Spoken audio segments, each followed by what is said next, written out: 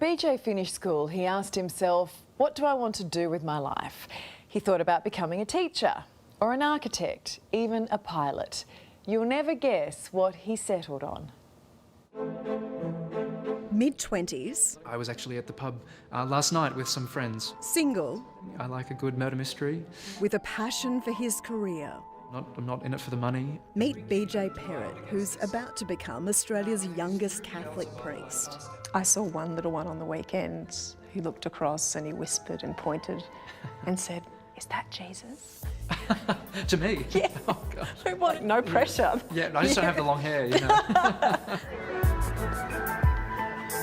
There's a rite of passage at Our Lady of Lourdes in Toowoomba. Don't you take the shoes off?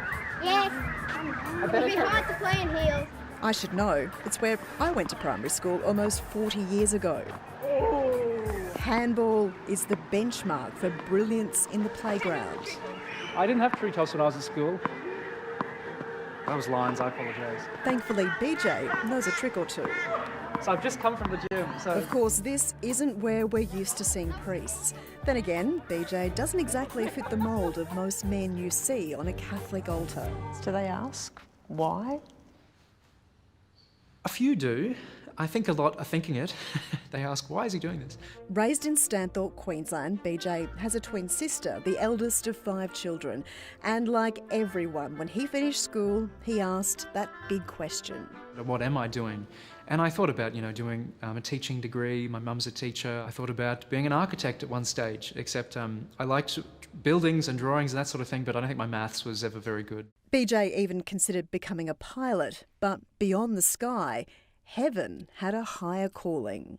So I thought I'd settle on the priesthood and haven't looked back since. It is not an easy road. 6 years of study, including a master's in theological studies, and then vows of poverty, chastity and obedience. I would have liked a family, children, a spouse, all that sort of thing, but I'm giving up this good to have this higher good. Right now, BJ's a deacon. Think of it like work experience, under the watchful eye of parish priest Father Jamie Collins. We had a meeting last week in Sydney and there was 100 of them there, and I think I was the youngest. The image of priest is still old grey hair, been around for 30 years. Whereas to see someone young, new, who is doing this and following this path is very new. The reality is that fewer Catholics are attending Mass these days, and there's a shortage of priests. Those gaps are being filled by men who come from overseas.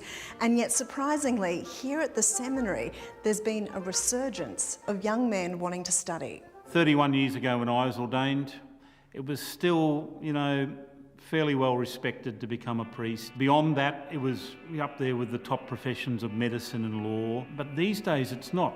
And part of that's because of the sexual abuse crisis. Father Neil Muir, the rector of the Holy Spirit Seminary in Banyo, Brisbane.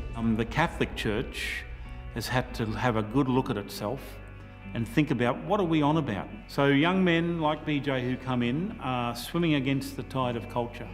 Back at BJ's parish, our young deacon has many fans. I think Deacon BJ's just amazing. What a wonderful man to give up of the sort of life that we know.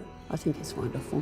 And all going to plan, he'll be ordained a priest mid-year with the approval of Toowoomba's Bishop Ken Howell. He's full of enthusiasm and he wants to, as any 25-year-old, change the world. And perhaps help write a new chapter for the church, with a new generation of curious minds. It's a stingray, that's right.